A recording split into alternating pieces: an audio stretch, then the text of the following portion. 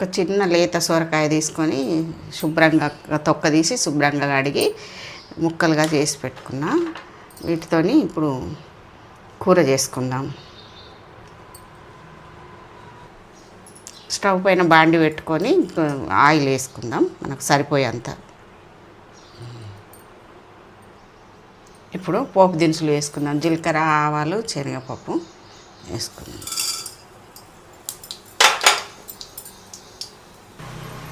సన్నగా తరుక్కున్న పచ్చిమిర్చి ఒక 4-5 మన కారానికి సరిపడంత.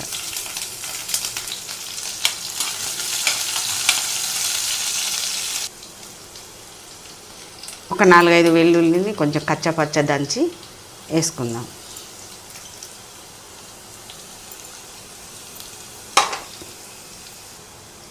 ఇప్పుడు కొంచెం శుభ్రంగా కడుక్కున్న కరివేపాకు వేసుకుందాం తాలింపులో. ఇప్పుడు కొంచెం పసుపు వేద్దాం. సొరకాయ ముక్కలు వేసేసుకుందాం.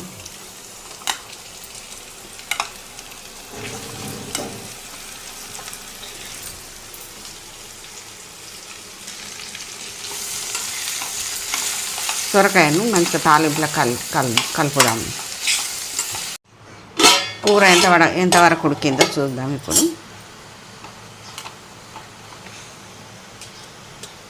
కొంచెం ఉప్పు వేసుకుందాం, తొందరగా ఉడికిపోతుంది.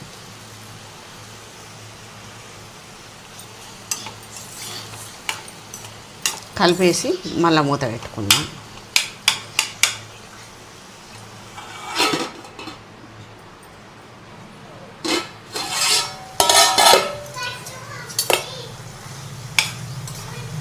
ఇప్పుడు పూర్తిగా కూర ఉడికిపోయింది.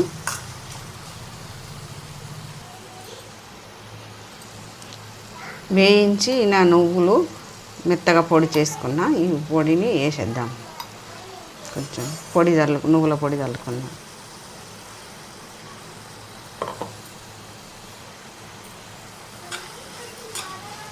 ఇప్పుడు శుభ్రంగా కలిపేసి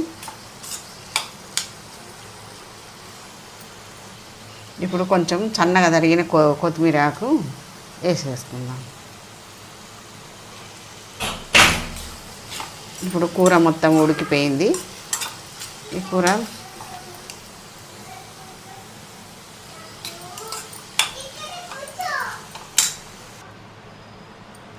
తినడానికి సిద్ధమైపోయినట్లే ఒక వేరే గిన్నెలోకి తీసేసుకుందాం.